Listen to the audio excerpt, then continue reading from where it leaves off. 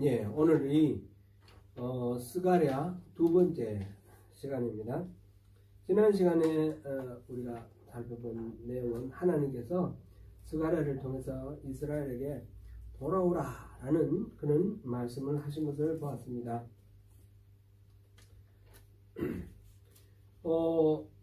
돌아오라라는 말은 원래 마땅히 있어야 할 자리에 있지 않고 어긋나 있다, 그런 의미를 내포하는 말이죠. 그건 무엇입니까? 바로 이스라엘의 조상들이 수많은 선지자들을 통해서 하신 하나님의 말씀, 악한 길, 악한 행위에서 떠나서 돌아오라 라는 그 말씀을 그 말씀에 귀를 기울이지 않고 자기 마음대로 하나님의 뜻을 저버리고 자기의 그 만족을 구하면서 떠나 있었기 때문에 하나님께서 그렇게 부르셨던 것입니다. 그래서 하나님께서 이 마지막에 보니까 하나님께서 뜻하신 대로 행하셨다 그랬는데, 바로 하나님께서 계획하신 그 징계, 심판이 이루어졌다, 그 말씀입니다. 그러니까 유다가 멸망하고 많은 백성들이 죽고 또 많은 백성들이 포로로 끌려가서 바벨론에서 타향살이를 하고 그들이 살던 땅은 완전히 폐허가 되었습니다. 성전도 완전히 돌 위에 돌 하나 남지 않을 정도로 망했고요. 이제 하나님께서 다시 부르십니다. 돌아오라. 그러면 내가 너희들에게 돌아가리라. 우리가 그 원래 자리에서 떠나기 때문에 하나님도 그 자리에서 떠나갔다, 그런 뜻이 아니라는 말씀을 지난번에 했죠. 우리가 돌이키면 바로 그 자리에 우리 뒤에서 계속해서 우리를 주목하시면서 안타깝게 우리의 돌아섬을 기다리시는 하나님을 우리가 만나게 될 것입니다. 바로 그것을 촉구하는 말씀이 지난주에 우리가 본 1장 1절부터 6절 말씀이었고, 이거는 스가랴 전체의 머릿말에 해당되는 그런 말씀이었습니다. 여기 이거 켜도 됩니다. 이거 키면 되는, 여기 작동합니다. 그리고 14장까지 있는 중에 8장까지와 9장부터 14장이 다 나뉘어진다 그랬고요. 9장부터 14장 이야기는 오실 메시아에 대한 이야기고요. 8장까지는 성전에 대한 이야기인데, 그 중에 특별히 1장부터 6장까지에 8가지 환상이 나온다 그랬습니다. 환상 8가지 환상 나오는데 오늘 2개의 환상을 봅니다. 제가 주부에 17절이라고 그랬죠. 17절까지라고 그랬는데 우리가 읽기는 21절, 주부에 21절 돼 있네요. 네. 네. 잘못했나 했습니다. 아무튼 그래서 1장부터 6장에 나올 8가지 환상 중에서 오늘 2가지 환상에 해당되는 내용을 봅니다. 결론적으로 말씀드리면 이 환상은 화석류 사이에서 나타난 화석류 나무의 선자 이렇게 됐는데 하나님의 천사입니다. 그 환상하고 또 하나는 네 뿔과 대장장이 4명, 이렇게 뿔이 4개 있고 대장장이 4명 있는 그런 환상입니다. 먼저 앞에 부분을 이제 7절부터 우리 한번 같이 보시겠습니다. 7절부터 보면 이 환상이 지금 여기서 보니까 스가랴는 하나님의 말씀이 임하니라 이렇게 되어 있습니다. 7절에 다리오 왕 제2년 11째 달 곧 스밧 월 24일에 이또의 손자 메레가의 아들 선지자 스가랴에게 여호와의 말씀이 임하니라 이렇게 됐습니다. 다리오 왕 2년이는 학계와 똑같이 같은 해라고 했고요. 이 제사장이었던 스가랴에게 하나님의 말씀이 임했는데, 그 다음에 보니까 환상과 함께 이 대화를 나누는, 기본적으로 환상이 보인 거예요. 그죠? 환상이 보였습니다. 하나님의 말씀은 여러 가지가 있는데 환상도 있다. 우리 여기서 확인할 수 있는 것이고요. 환상이 뭐 어떤 환상이 보이냐면 8절에 보니까 내가 밤에 보니 한 사람이 붉은 말을 타고 골짜기 속 화석류 나무 사이에 섰고 그 뒤에 붉은 말과 자줏빛 말과 백마가 있기로. 물론 그 말 위에도 사람이 있었겠죠. 화석류 나무 사이에 붉은 말을 탄 한 사람이 이렇게 환상 가운데서 나타났습니다. 그래서 9절에 내가 말하되 내 주여 이들이 무엇이니까. 이때 내 주여는 지금 여호와의 말씀을 전해주는 그 천사입니다. 내게 말하는 천사 이렇게 표현이 되어 있네요. 그 내게 말하는 천사가 내게 이르되 이들이 무엇인지 내가 내게 보이리라. 내가 알려줄게. 그러면서 계속해서 설명을 하는데 계속해서 이제 진행이 되는데 화석류 나무 사이에 선 자가 대답하여 이르되 이는 여호와께서 땅에 두루 다니라고 보내신 자들이니라. 그러니까 화석류 나무에 선 자는 지금 붉은 말을 탄 사람을 그렇게 표현했고 그 뒤에 또 붉은 말 탄 자가 있고 또 자줏빛 말 탄 자가 있고 또 검은 말, 백말을 탄 자가 있고 그런 지금 장면이 이렇게 나와 있습니다. 여기서 말이 붉은 말은 무슨 뜻이고 백말은 무슨 뜻이고 자줏빛 말은 무슨 뜻일까? 그런 생각이 우리가 들기도 하는데 결론적으로 말씀드리면 이 말의 색깔은 특별한 의미가 없습니다.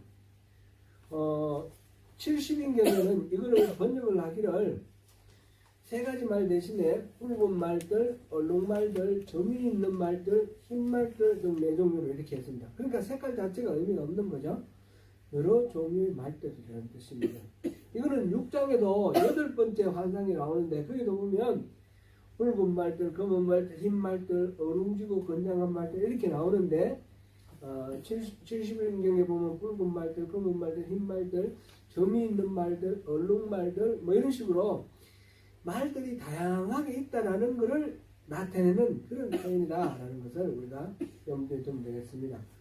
요한계시록에 보면 요한계시록 6장에 인을 떼는데 말이 나타납니다. 네 가지 말이 나타나는데 흰 말이 있고 붉은 말이 있고 검은 말이 있고 청광색 말이 이 네 종류의 말이 이렇게 나타나거든요. 그런데 거기에서는 그 말의 색깔이 의미가 있어요. 흰 말은 승리를 상징하는 거고요. 붉은 말은 전쟁과 살인을 상징하고요. 검은 말은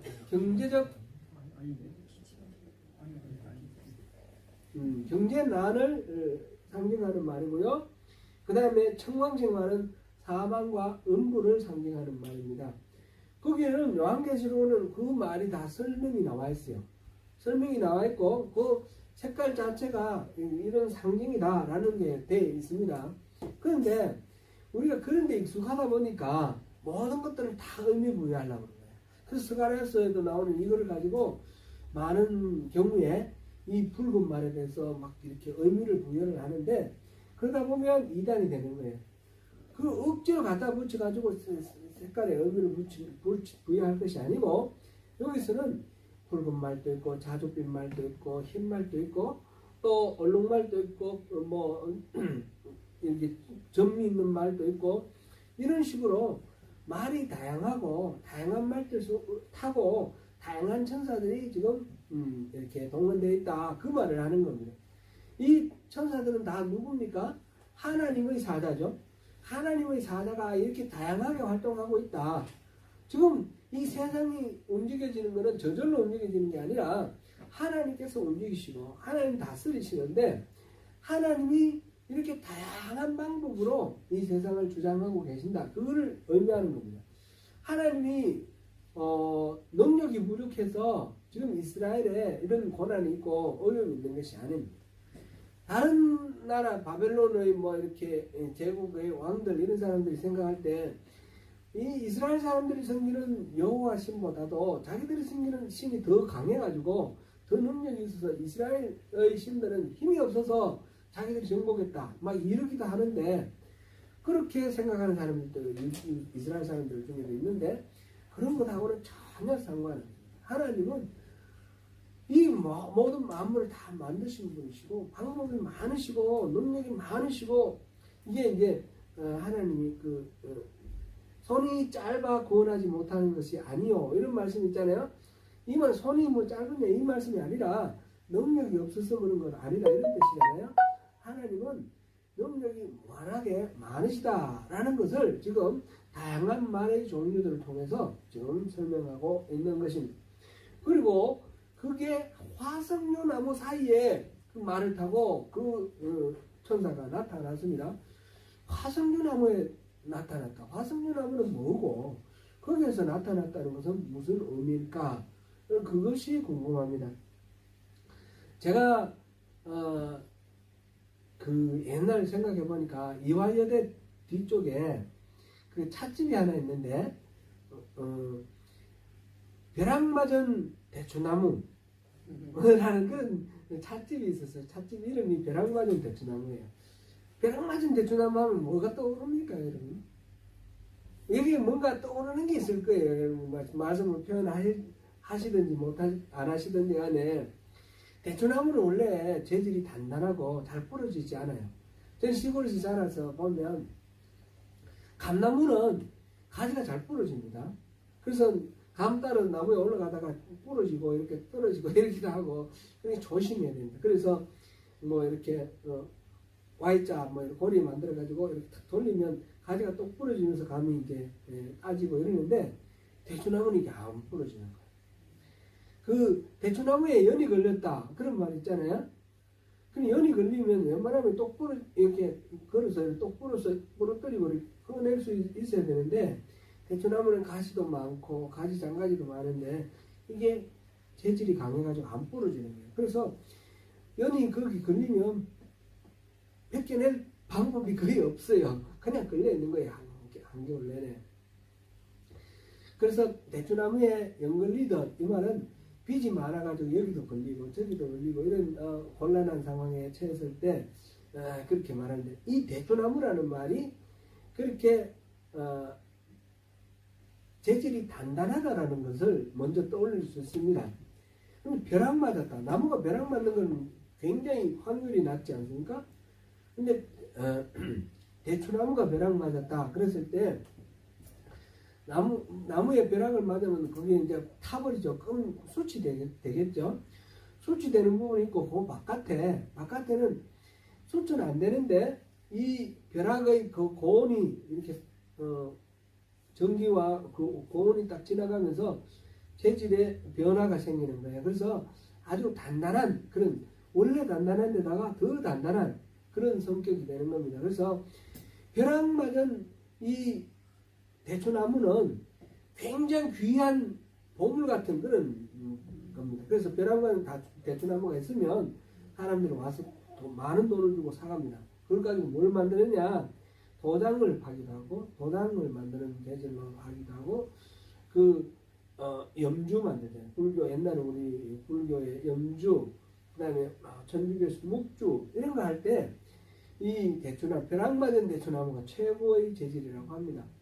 그래서 제가 벼락 맞은 대추나무를 소개하려고 하는 건 아니고 딱 떠오르는 뭐가 이미지가 있잖아요.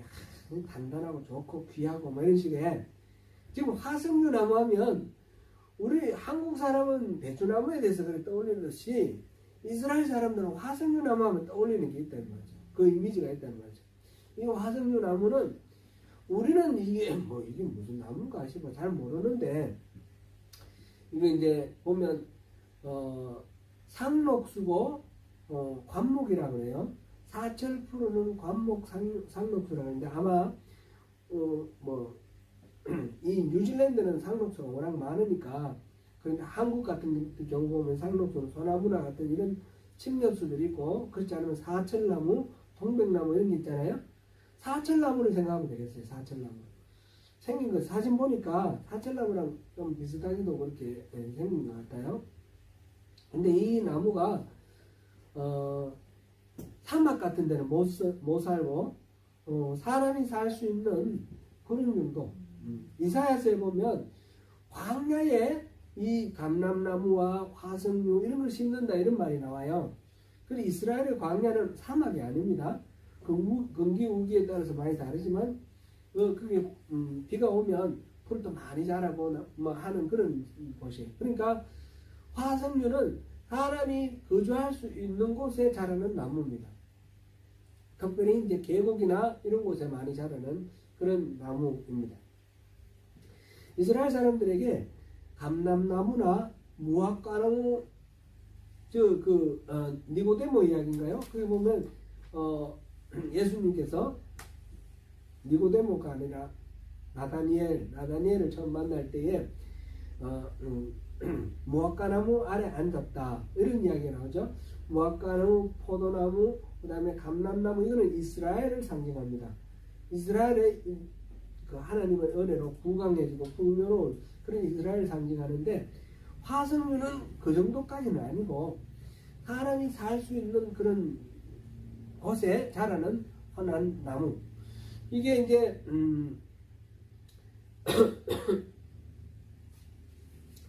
느헤미야 8장에 보니까, 제가 찾아왔으니까 제가 읽겠습니다. 예루살렘 인근 산에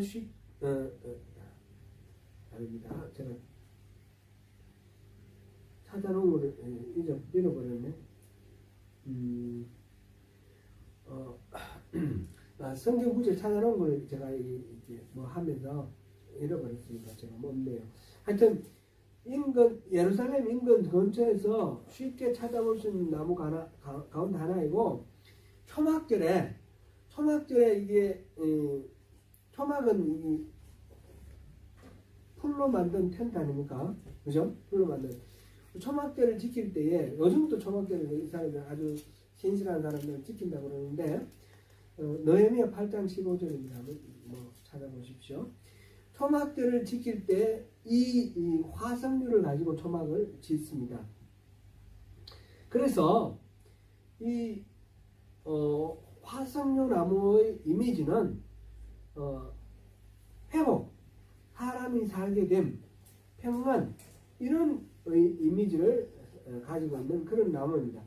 화석류 나무 사이에 붉은 말을 타고 사람이 나타났다, 이 말은 뭔가 이 사람이 할 말은 부정적인 말이 아니라 희망적이고 또 회복을 암시하는 그런 말을 할 거다라는 것이 이 화석류나무라는 것을 통해, 이미지를 통해서 이렇게 볼 수 있습니다.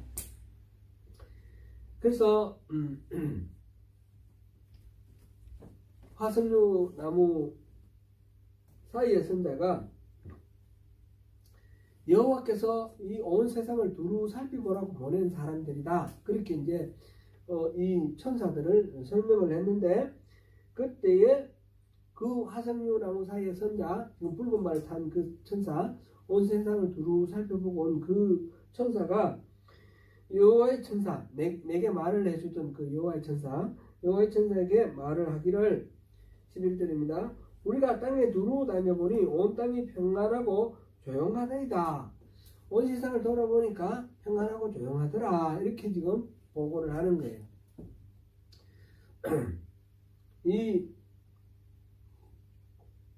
지금 페르시아가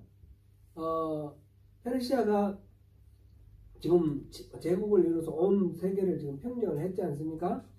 그런데 처음 페르시아가 이 나라를 바벨론을 멸망시켰을 때는 바벨론의 수도만 점령하고 끝나는 게 아니고 지방의 여러 곳에 있는 모든 세력들을 다 점령을 해야 되는데, 계속해서 반란이 일어나고 계속해서 봉기가 일어나는 거예요. 그랬는데 그게 이제 고레스 왕 때, 캄비세스 왕 때, 이제 다리오 왕인데, 다리오 왕 돼서 이제 모든 세력들이 다 진압이 됐어요. 조용해졌습니다. 그래서 지방의 반란들이 일어나지 않고 평화롭게 되었습니다. 지방의 모든 세력들이 평화롭게 돼서 그 사람들로서는 이 제국에 의해서 지배를 당하니까 막 힘들고 어렵겠지만, 제국의 입장에서는 평화로운 거 아닙니까? 그죠? 반란이 일어나지 않고. 예를 들어서 로마 시대에 보면 시저가 황제가 되려고 그러니까 홍화정을 주장하는 사람들이 시저를 죽였어요. 브루투스가 이제 자기 양아버지 시저를 죽였습니다. 그죠? 그러고 난 뒤에 시저가 죽고 난 뒤에 나라가 완전히 막 전쟁에 휩싸여가지고 난리가 났죠. 그전에도 전쟁이 있었지만 시저가 평정을 했는데 다시 또 이렇게 전쟁이 일어나서 안토니우스, 폼페우스 뭐 이래가지고 했는데 나중에 그 시저의 양자인 옥타비아누스가 옥타비아누스 원래 누나의 아들이라고 해요. 근데 양자는 이제 이렇게 드렸는데 옥타비아누스 때 모든 전쟁이 끝났습니다. 그래서 그 원로원에서 이 옥타비아누스를 아우구스투스라고 이름 줬죠. 그때를 일컬어 흔히 우리가 말할 때 팍스 로마나 그러잖아요. 팍스 로마나 그런 말 들어보셨죠? 그 로마의 평화. 요즘 또 이렇게 팍스 아메리카나 뭐 이런 말도 하잖아요. 미국에 의해서 전 세계가 이렇게 질서가 잡히는 이런 경우 이렇게 하듯이 그래서 전쟁이 끝나고 조용해지는 거. 지금 페르시아가 이 다리오 왕 때 모든 지방 세력들이 이제 다 제압당하고 조용해졌어요. 이게 무슨 의미가 있는가? 성전을 짓기에 딱 적절한 때가 된 거예요. 앞에서 이 성전을 좀 기초를 닦고 난 뒤에 그것이 성전 건축이 중지된 이유가 뭡니까? 옆에 있는 다른 사마리아와 이런 다른 나라들이 이 제국의 황제 고레스에게 편지를 써서 이스라엘 사람들이 반란을 꿈꾼다. 지금 성벽을 수복하고 막 이렇게 해서 이 바벨론의 페르시아에 반란을 꿈꾼다. 그러니까 그걸 중단시킨 거예요. 그때는 지방에 반란들이 많이 일어나니까 고레스가 비록 모든 자유를 주고 돌아가서 성전을 지어라 그래 놓고도 이 불안하니까 중단시켜버린 거예요.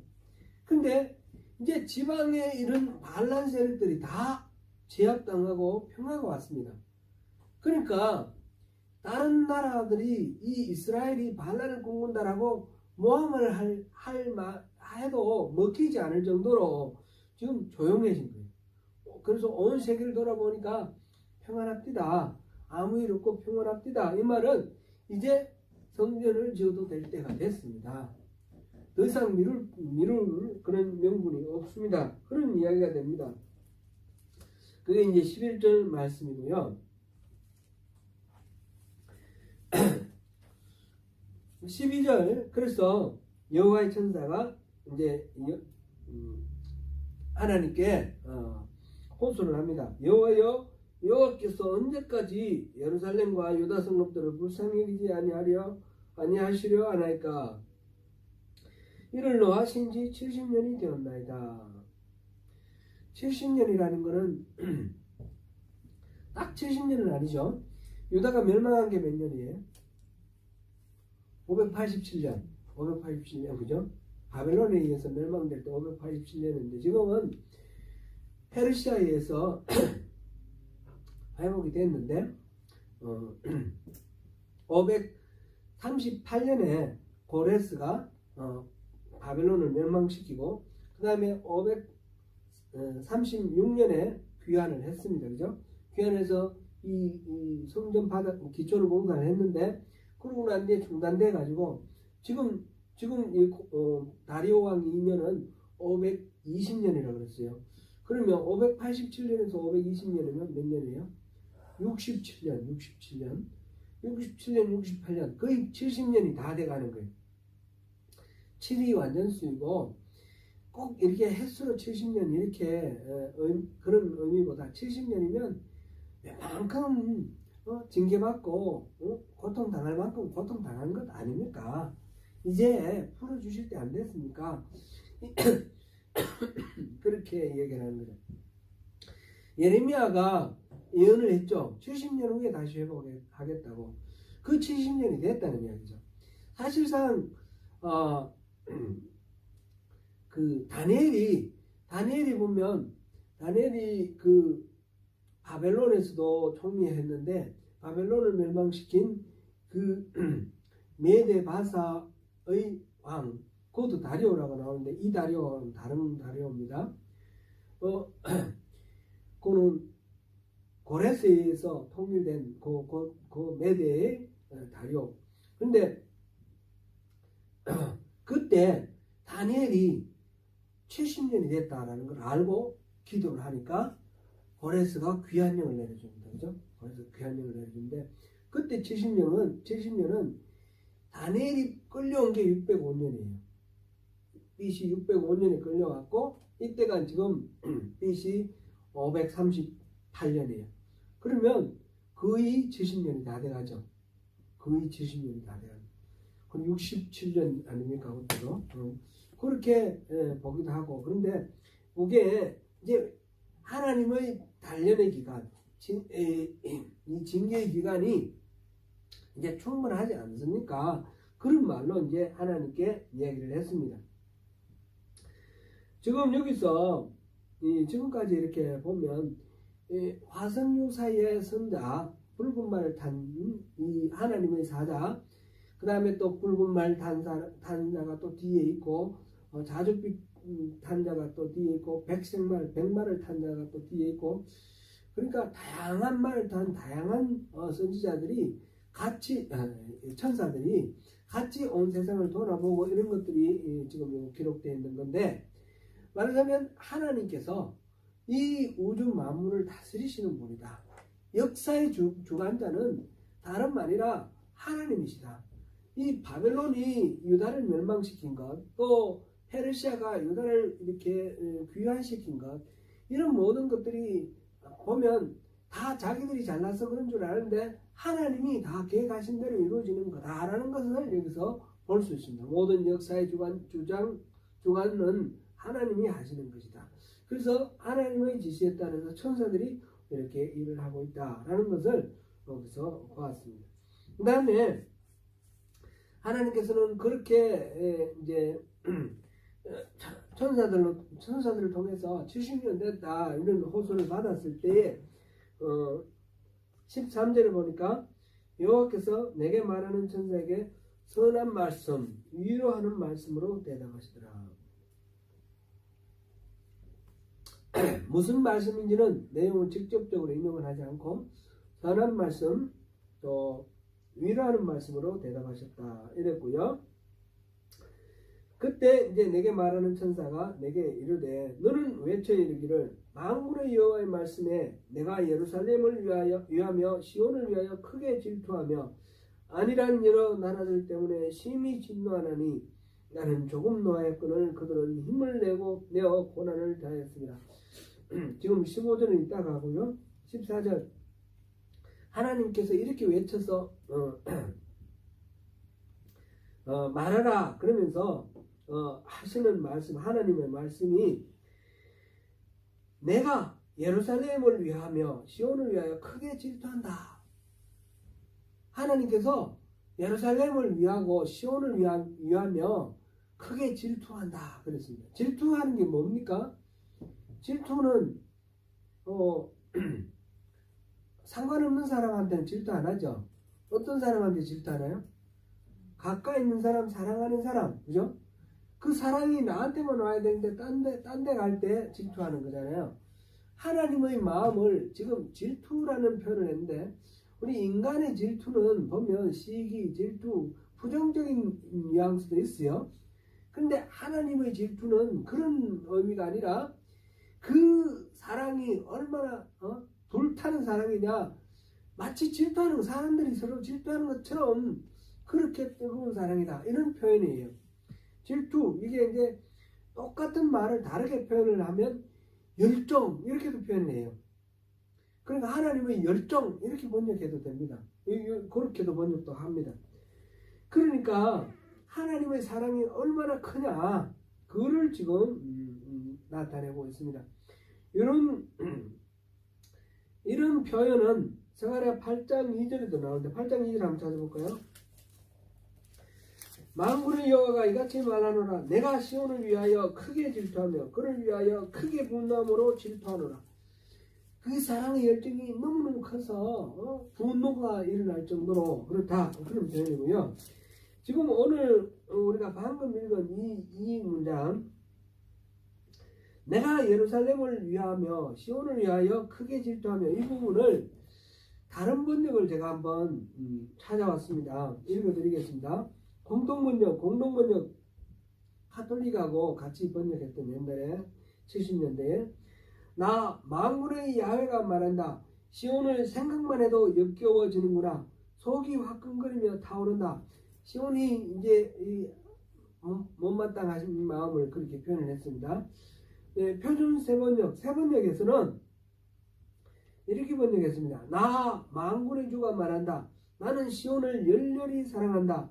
누구라도 시온을 대적하면 용서하지 못할 만큼 나는 시온을 열렬히 사랑한다. 시온에 대해서 시기하고 질투해서 시온을 미워한다는 뜻이 아니라, 시온에 대해서 누구라도 해코지하면 내가 가만 놔두지 않을 정도로 시온을 사랑한다. 그렇게 번역을 했어요. 현대의 성경을 또 보니까 이렇습니다. 전능한 나 여호와가 말한다. 내가 질투와 분노를 느낄 만큼 시온을 사랑한다. 지금 방금 이 문장은 예루살렘을 위하며 시온을 위하여 크게 질투하며, 이 말은 내가 예루살렘을 사랑하고 시온을 사랑한다. 막 누구라도 건드리면 가만 놔두지 않겠다 싶을 정도로 그렇게 사랑한다. 열렬히 뜨겁게 사랑한다. 그런 뜻입니다. 그렇죠? 하나님께서 내게 말하는 그 천사를 통해서 내게 얘기를 해주셨는데, 너는 이렇게 선포하라. 하나님은 이스라엘 예루살렘 시온을 너무너무 사랑하신단다. 이렇게 뜨겁게 사랑하신단다. 이렇게 말하라 라고 합니다. 그러면서 16절 합니다. 그러므로 여호와가 이처럼 말하노라. 내가 불쌍히 여김으로 예루살렘에 돌아왔은즉 내 집이 이 가운데 건축되리니 예루살렘 위에 먹줄이 쳐지리라. 만군의 여호와가 말이라. 그렇게 사랑하고 그렇게 뜨겁게 열렬히 사랑하기 때문에 이 예루살렘의 이 표현을 보고 불쌍히 여기서 내가 돌아와서 여기에 내 집을 짓겠다, 이 말이에요. 이게 내 집 성전 아닙니까? 지금 이 이야기를 통해서 하나님의 마음이 뭡니까? 지금 예루살렘에 성전을 짓겠다, 이 말씀이에요. 이 이스라엘 예루살렘 시온을 너무너무 사랑하기 때문에 하나님께서 이곳에 성전을 지으시겠다, 그렇게 말씀하시는 겁니다. 성전 재건이 바로 하나님의 이 계획입니다. 먹줄 친다라는 건 아시죠? 옛날에는 뭐 이렇게 줄자 이런 것들이 개인 줄자 이런 것도 없으니까 요즘에도 그렇게 쓰나요? 이렇게 양끝에 먹줄에 양끝에 이렇게 메어놓고 들었다가 놓으면 탁 하면서 이제 줄이 꺼지잖아요. 그럼 직선이 탁 꺼지는 거. 그 먹줄을 친다라는 거는 말하면 건축을 시작하고 재료를 짜러 가는 작업을 한다라는 그런 의미가 되는 거죠. 그렇게 해서 17절 그가 다시 외쳐 이르기를 만군의 여호와의 말씀에 나의 성읍들이 넘치도록 다시 풍부할 것이라. 여호와가 다시 시온을 위로하며 다시 예루살렘을 택하리라 하라 아니라. 하나님께서 이 예루살렘 시온을 너무너무 사랑해서 지금 성전을 다시 짓고 이 예루살렘 이스라엘을 다시 풍성한 풍부한 그런 삶의 터전으로 회복시켜 주겠다. 그런 말씀을 하고 계십니다. 하나님의 그 성전 재건과 모든 복을 회복해 주시겠다는 그런 약속의 말씀입니다. 그 다음에 환상이 이 첫 번째 환상하고 아주 무관한 건 아닙니다. 이 8개 환상이 다 연결되어 있는데 그 다음 환상을 보면 뭐가 있죠? 눈을 들어본 적 4개의 뿔이 보이기로. 이에 내게 말하는 천사에게 묻되 이게 뭡니까? 그랬더니 유다와 이스라엘과 예루살렘을 흩뜨린 뿔이니라. 이 유다와 예루살렘을 이렇게 소가 들이받아서 이렇게 무너뜨리듯이 흩뜨린 그런 뿔이라는 거죠. 이 유다와